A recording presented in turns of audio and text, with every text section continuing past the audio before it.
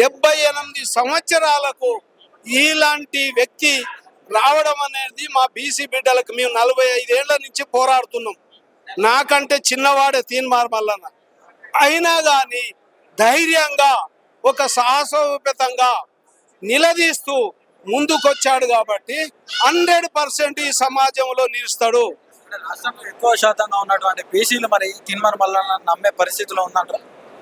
కొందరు నమ్ముతలేరంటారు. ఆయన ఒక ఎత్తుగడలతోటి మోసం చేస్తుండంటారు. ఎన్నో పథకాలు వేస్తారు. ఏదేమైనా కానీ జనాభాలో ఎక్కువ ఉన్నటువంటి యాదవులు, ముదిరాజులు, గౌడు, పద్మశాలి, మున్నూరు, తర్వాత చాకలి, మంగలి, కుమ్మరి, కమ్మరి అన్ని వర్గాలు 136 కులాలుగా ఉన్న బీసీ వాళ్లకు మరి ఎవడు మొనగాడు? ఎవడు ఈ రాజ్యాధికారం చేపడతాడు? వేరేవాడు వస్తే వద్దన్నాడా? కాబట్టి ఆయన ముందుకొచ్చాడయ్యా. ఆయన ఎందుకు చెయ్యాడు? తీన్మార్ మల్లన్న గ్యారంటీగా చేస్తాడు అనే నమ్మకం మాకున్నది.